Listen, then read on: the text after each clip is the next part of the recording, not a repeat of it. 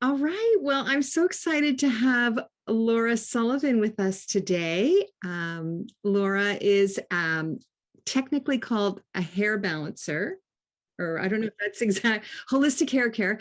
And I had my hair balanced by Laura for many, many years when she was coming down to LA. And I've unfortunately don't have her anymore, but she did train at least one person that I get to work with here in LA. But Laura and I have stayed in touch and has so much to say about this hair as cosmic antenna. And we're just going to dive into that today and the connection to the crown chakra. So, Laura, did I miss anything about describing what you do? And do you want to say anything? Well, it's difficult to describe for most people. It was difficult for me to describe for decades when people would say, "Well, what do you do?" And just, well, there's really hardly anything to point it to. It's, "Oh, I balance hair with sacred geometry." It's like, well, okay, where do we start with that? And mostly people want to ask, does that involve cutting? Is that like a haircut, or is that what is balancing? And balancing is cutting the hair. That's the technique that is used, a pair of scissors and a comb, but it is cutting in a very precise fashion that is based on a pattern of sacred geometry to really facilitate the movement of your energy from your meridians up into your head and out your hair, literally out your hair as antenna. And that whole thing is opened up by this sacred geometric pattern that facilitates that flow of energy. So it starts moving through almost like a fountain rather than conventional haircuts. All kinds of issues can actually kind of block our energy when it hits the head. It can be a lot of stress in the scalp muscles and things like that, but it also can be a bad haircut. So that the energy comes moving up beautifully and then it hits and it's like, it's not flowing freely like we want our energy to go. Wow, I love that explanation. I didn't know that. And that makes so much sense because with reference to having an open crown chakra Mm. would be very helpful then. Oh, absolutely. That's what the main chakra I'm opening when I'm balancing someone's hair is the crown chakra. It does affect other chakras as well, certainly the sixth chakra. And a lot of people feel changes in their whole craniosacral, how those craniosacral bones fit together. There's a relaxation that happens. It's actually measurable. We work with craniosacral therapists who can see the difference before and after a hair balancing. It's really profound. And so that affects the jaw as well. I mean, all of this is shifted when the hair is in balance. And so the jaw, and then of course the heart chakra opens as well. So there's a lot that's happening, and you can see the difference with Kirlian photography, the kind of photography that will show an auric field. And there's a pronounced difference with someone who's had that kind of photograph before their hair has been balanced. And often that shows different kinds of colors, often the reds and yellows, oranges, things like that, that might show little disturbances or anger and things. And generally it's not as even or as full. And after a balancing, all of a sudden the field expands, the blues and purples show up, and the greens, and then suddenly you see a more balanced and integrated and strong auric field. When the hair is in balance, you can just see it measurably. That is incredible. And so, how you say in the book, I'm going to quote you. This is the book that is being pointed to right here.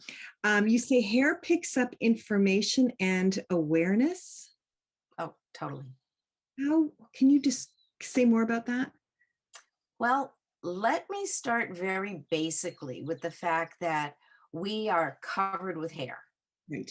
Our entire bodies are covered with hair except our lips and our palms and the soles of our feet do not have hair, but everything else does. And even if you can't see it, I have tiny little hairs. They're not big, but they're there. And many of us, almost everyone, has had the experience when they feel something strange or a verification of something that someone has said, their little hairs will stand on end. Right. And that is actually a signaling device that the hair is giving information. Sometimes it's a danger warning signal. The hairs stand up and we're like, ooh, what's the matter? It's not always just, oh, I'm cold. It's really much deeper than that. And a lot of scientists and researchers have looked into that whole influence. And in fact, there are doctors, Dr. Chris Northrup has always talked about the hair being the connector of all humanity, because it's the one thing we all have. It doesn't matter what race, what age, what, we all have hair. That's humans. We have hair, and the hair is a signaling device between these humans and those humans. And the thing is, when you're going to meet someone, before you've even got close enough to make eye contact or say hello or anything like that, your hair has already downloaded all this information about you. And it's also picked up information. And it's all on these very subtle levels. But it's a powerful sense. It's something that is actually measurable, that how hair has the ability to pick up information.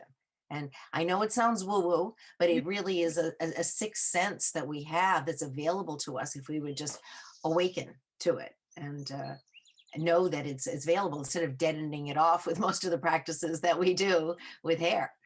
Right. And you have this amazing story about the Native Americans.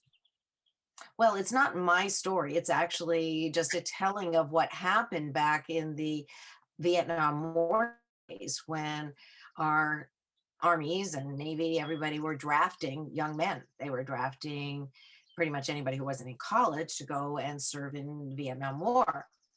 And they were fighting in jungles there, which was not how our troops were trained. We don't have that many jungle environments here. And they weren't really familiar with that kind of warfare. It was all about like laying low and being sensitive and all this. And we were doing badly, very badly. And people in the Army heard that there were Native American trackers. This is American Indians who were known to have this extrasensory tracking ability out in nature. And they actually drafted some of these young men, and they were citizens and draftable age. They brought them in and said, we hear you do this. And the people were like, yeah. And then they gave them the conventional military haircut. When you get drafted, boom, your hair is cut. Everybody looks the same. That's part of being in the Army. Well, they discovered they didn't have these abilities anymore when the hair was gone. And so it was like, oh no. And they asked them, what's the matter? You guys were so good at this before. And they said, well, but you cut off our hair, So then they didn't quite believe it. So they did some experiments where it would draft pairs and give them tests, like to make sure that they performed equally on all these different tests. And then they would cut the hair of one recruit and not the other, and then retest them. And the one who had the haircut couldn't do the things, perform the same way as they had before, whereas the one who was allowed to keep the hair still had all these extrasensory abilities. And so they changed their rules and said, all right, you guys get to keep your hair long because that's why we need you. Yeah, and this was reported on many years later. There was actually a psychologist who worked for the VA who came across these reports and these studies and that was the most credible telling of this tale, although I've heard many, many versions. If you Google on the internet, you'll see a few.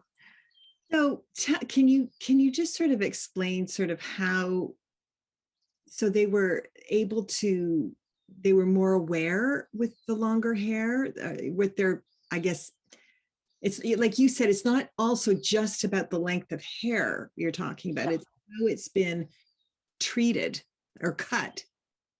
Or not cut. That's the other thing. Okay. So that you're sensitized because it's just got these fresh little endings on them that have never been messed with.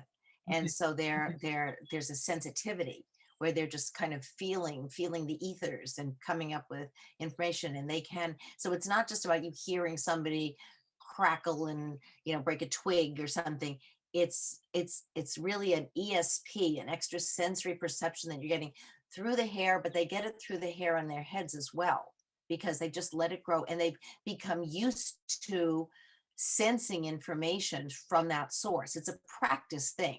It's like you learn this in growing up in that kind of culture. We can't just do it because like, oh, hey, I'm going to start sensing things through my hair. I mean, that would be lovely if we could, and we can improve our ability to be sensitive with our hair, but that extra sensory thing that the Native Americans are so well known for is something that has to be developed and trained, but it is a teachable skill for sure. Okay. Do you think that we could, you could give some sort of idea of how we could develop that? For example, because we are working with the crown chakra or learning to connect to it. I just wondered if,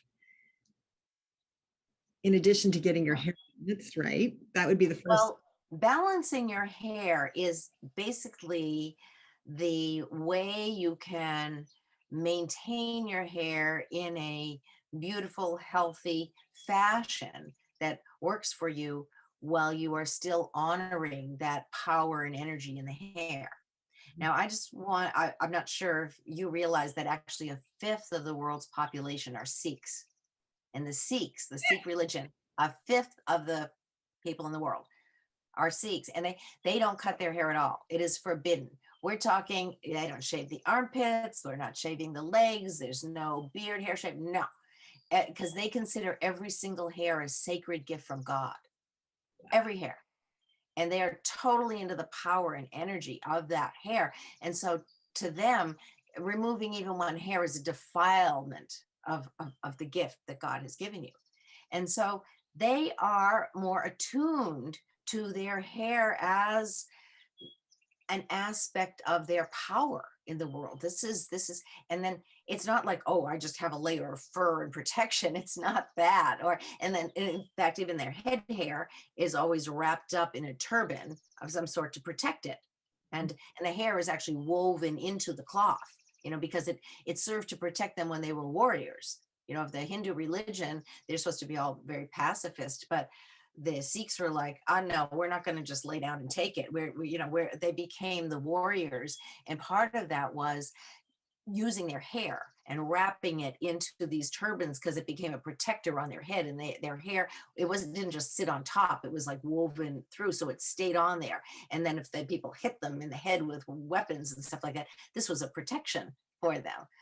So they don't cut their hair at all. And unfortunately, in modern days, if you don't really maintain the hair at all, the ends can get just very split and broken and dry. Our water quality in many of our cities is terrible, loaded with chlorine and other chemicals. So I have actually worked with a number of ex-Sikhs, and their hair after 25 years of not cutting, or even just 10 years, it's a gnarly mess. I mean, it's just, so what I'm doing is actually restoring that power to the hair and the ability of hair to function at its peak by the balancing process, because we're really using this sacred geometric pattern to create a matrix of energy around the head with the hair. Because when I'm cutting each hair, it's not like, well, we just comb it in a style and cut it. Every hair is pulled out at a 90-degree angle, and all the cutting is really done out here in the auric field, section by section by section, and from 3 different directions, vertically and horizontally, actually 4, diagonally, right to left, left to right. It's a very thorough process of going through, and each time all the hair is being pulled out at this 90-degree angle, so that you are really creating the shape out here, and every hair flows into the others in a very intentional design and flow. So there's not any choppy edges, like weird things. It's actually designed to enhance your energy flow, not to short circuit. I love when you talk about hair. It gets me all like, I experience is similar to hearing you talk about it, because it puts me into a bit of an altered state, because you It are does for many people. Yeah. right. And I know how thorough it is, because when I would go to you, it would be, it would be a substantial length of time, and it would be very relaxing, and the thoroughness and the hair would be just perfect. And I read in your book that you say that you liken this, all these different angles that you're with the hair, like how crystals are cut. Oh, very much like beveling, and because actually the tip of the hair is cut like a crystal, because I'm coming at it from all these different angles. So the tips of the hair are really like a crystalline edge Mhm. instead of like a normal haircut with scissors, just like right across flat. But this is, I'm coming at it this way, this way, this way. And so that enhances the ability of the each hair to function as an antenna because it has this crystalline tip on it. Yeah. Amazing. And, Love and I'd say what I'm doing is almost the opposite of acupuncture in a way, because acupuncture would put a needle in. I'm actually stimulating these points by pulling out. You see, I'm pulling out, but it's releasing tension and stress. What made me think of it is when you were saying, "Oh, I would feel so relaxed when you were doing this." And a lot of people, when they get their hair cut, they're like a little nervous and uptight because they've been violated. I mean, who hasn't been violated by a bad haircut at some point? And sometimes we feel we've got to be on guard. And it. this is the opposite of that, because first of all, there's an agreement, an arrangement.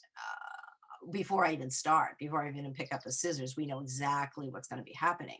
And then you can just surrender to the process. And it is relaxing because it releases stress. Each little tug has just the right amount of tension on it to pull the stress out of your scalp. And really, because your hair is literally a stress release organ.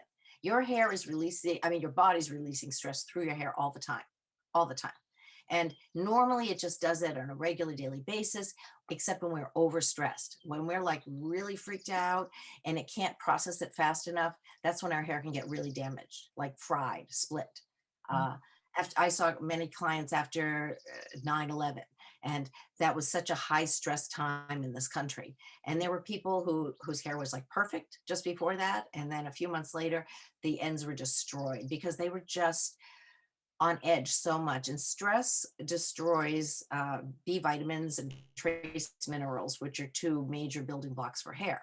So stress just burns through them like wildfire, leaving very little to support the hair. And the hair just ends up, the ends get fried, and sometimes the follicles aren't being fed. So we have a lot of hair loss due to stress.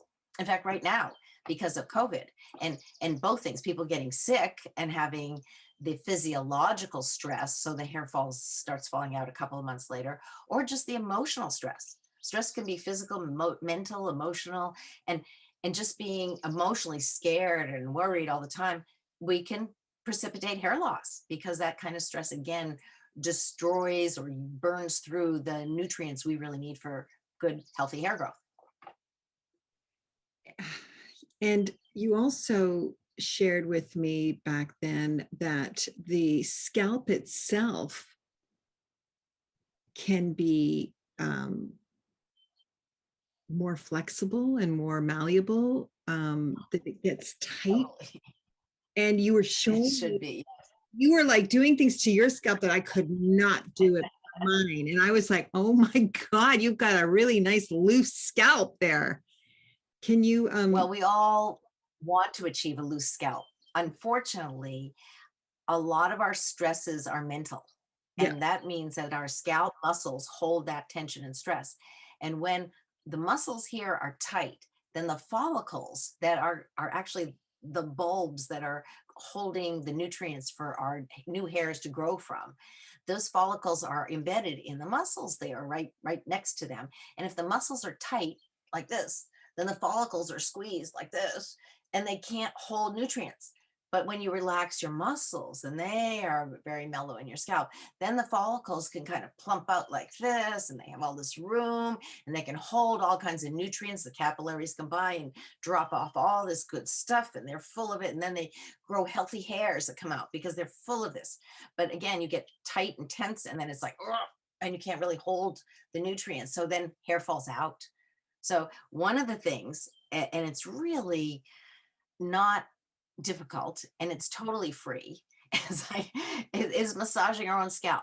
And okay. if you can do it when you go to bed, let me just show you the looseness it should have. Like it's like you want to be able, if you place your fingers in one point, you want to be able to move back and forth like this, side to side like this.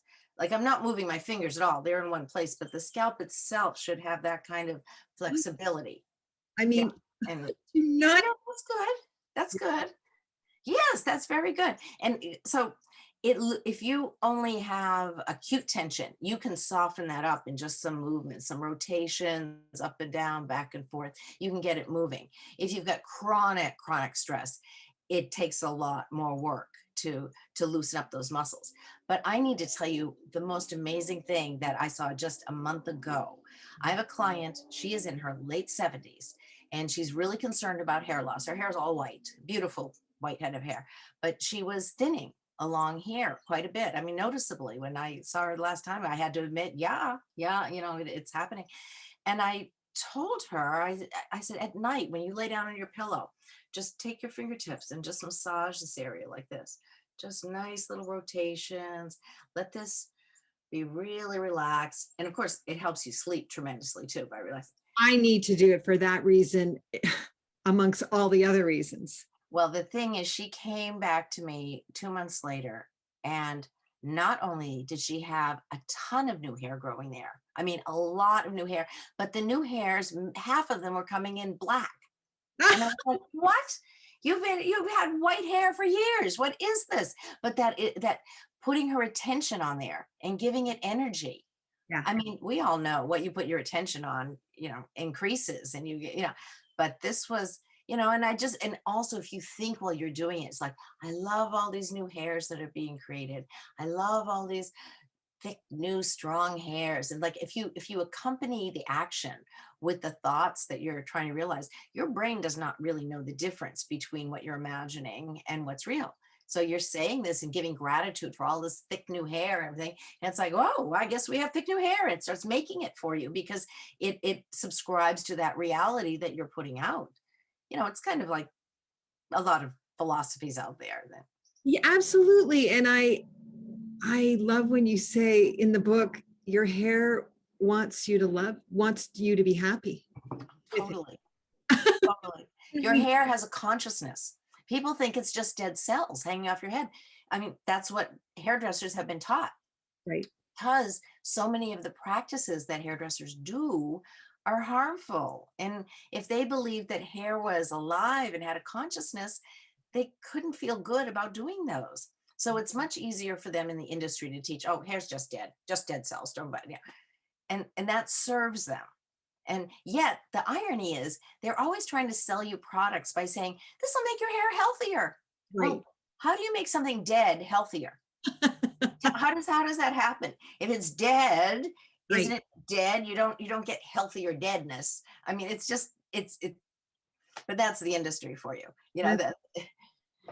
Okay, so before we go into hearing more about, the training that you offer, I want to just ask, so just by connecting to your hair more consciously, the way you've been talking about, do you think that alone is actually opening your crown chakra? I mean, Oh, definitely. Definitely. Because again, we're not aware of all the possibilities that exist in our head, crown chakra, hair, everything, how this is all connected, because we have been turned off to it. We've been told from the get-go, it's just dead cells, doesn't matter what you do to it. Well, it matters tremendously. It's like a garden. It is like a garden, and the quality of water that you wash your hair with and that you drink, it makes a huge difference in your hair and the quality of your hair. The care you take of your scalp, the how you wash it or rinse it, or like things like conditioner. Even people put conditioner on their scalp. It's insane. The scalp does not need conditioning. It has sebum, the most valuable, precious conditioner you could ever have that your body gives you as a gift. What you want to do is take a natural bristle brush and brush that along the shafts and strengthen your hair and make it happy. But well, you don't want to go glug, glug, glug. I mean, I knew people, brilliant people. I mean, heads of yoga schools and stuff who you'd think would, know about this, but their conditioner would go like right on there, and then their scalp got destroyed with all like yucky flaking, and it was weird because conditioner doesn't belong here. Conditioner's at the ends. You put conditioners from your ears down, not and then shampoo. You don't shampoo this part of your hair unless you stick tons of product on it. It's your scalp you're shampooing. That's why I like those little shampoo bars now. They have no preservatives at all because it's just a bar. You only need preservatives when there's water in the product. So these little bars, and you just lather it up and you go right on your scalp, right on your scalp. And so you get right in there and the scalp is getting cleansed. And as you rinse it out, then the rest of the hair gets clean. You don't need to get big lathering happening out here. It just dries it out unnecessarily. So then you need more conditioner. That's Right. They want. yeah. Okay, awesome. Well, I mean, this book is filled with amazing amounts of information. But I would love for people to know, and this blew me away when you told me, is that you got into hair balancing without knowing anything about how to cut hair, and you teach people who've never cut hair. And Sure. so, and this is the your training that you offer.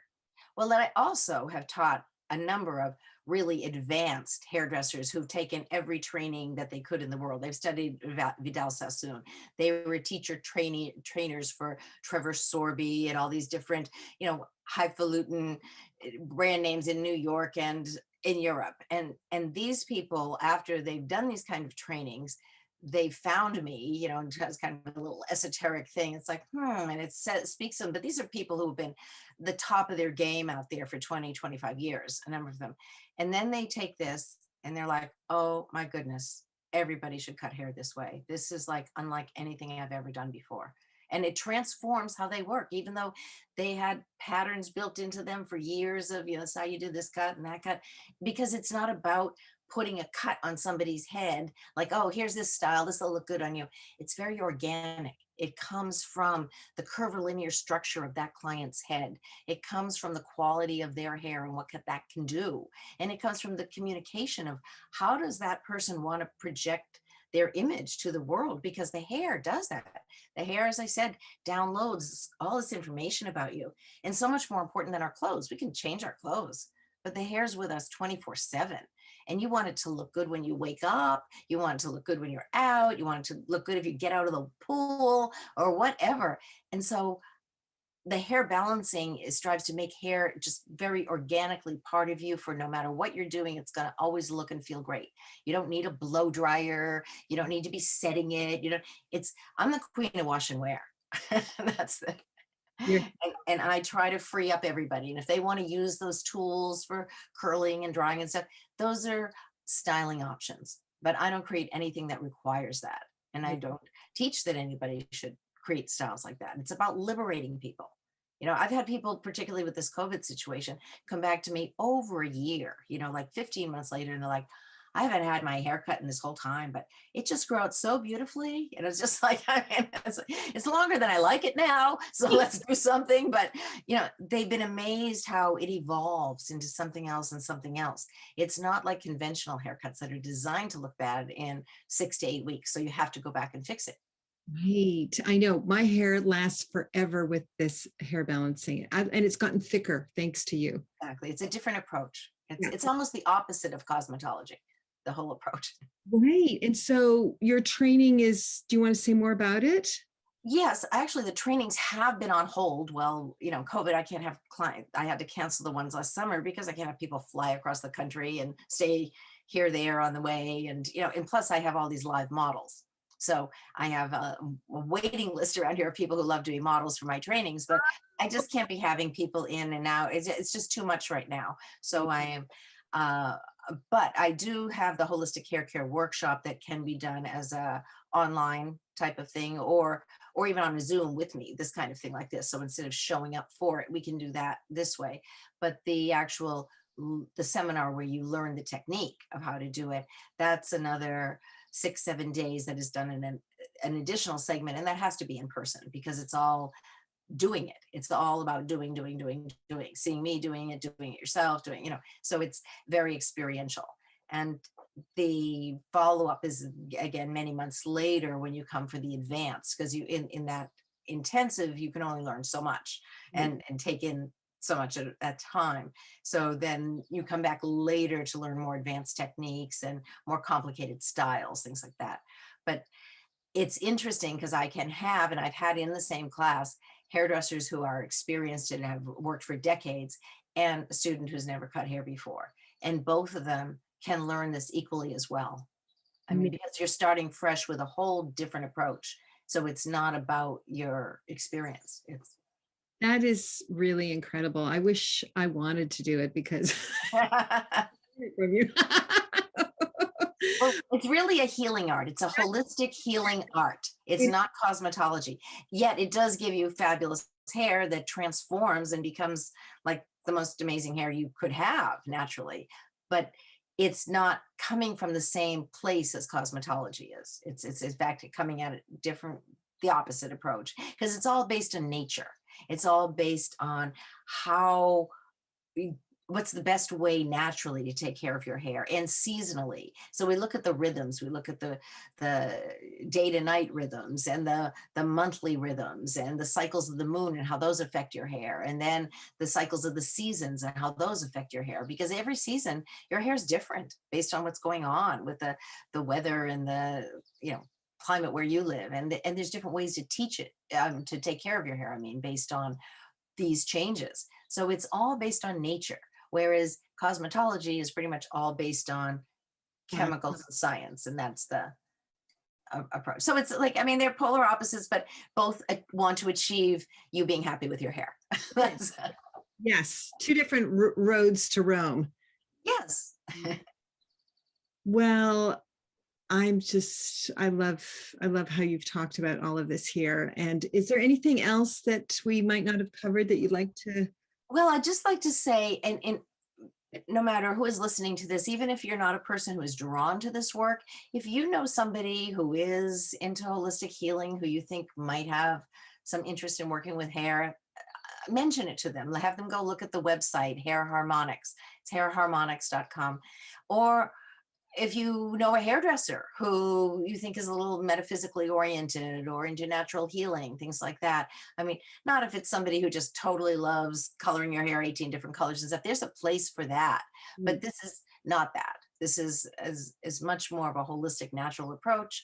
And if you feel there's somebody who might be interested, just turn them on to it. Just say, hey, check out Hair Harmonics, see what you think, or read the book, Awakening Hair, because then you'll have a different understanding. You're like, oh, yeah, I want to approach hair that way. Or if, or you'll know that, no, that's not my thing. I'm really into the chemicals, please give me, and a lot of people love that. That's their art form, is working with chemicals. So I don't put that down. It's just many different paths. And my path happens to be as aligned with nature as I could possibly make it. And for others who want to approach it that way, I am here, and I'd be very happy to share everything I know with you. I mean, literally everything I know, I'd love to pass it on. So. Yes, and that's another thing you were saying, is that not many people know about this. I mean, this is a very niche. I mean, and so many people would want to have their hair treated this way, who are taking care of the rest of their bodies in a conscious way. So it would stand to reason that they just don't know that this is out here as a possibility, because there aren't many people like you who are able to do this. It's true. It's true. And I would say a number of my clients happen to be practitioners of other healing arts. They're naturopaths, they're acupuncturists, they're massage therapists. They're people already in tune with their bodies and energy and nature. And so they are drawn to this, and then they'll refer their clients. But it's still, as you say, very niche. Not too many people have heard about it, because where do you advertise something like this? Certainly not in hairdressing magazines or, so it's, that's why I love people like you who are willing to share the good news and let people know that there's something wonderful like this that exists. Absolutely. It's my total pleasure. Thank you so much, Laura. Thank you, Michelle. Love you. Love you too.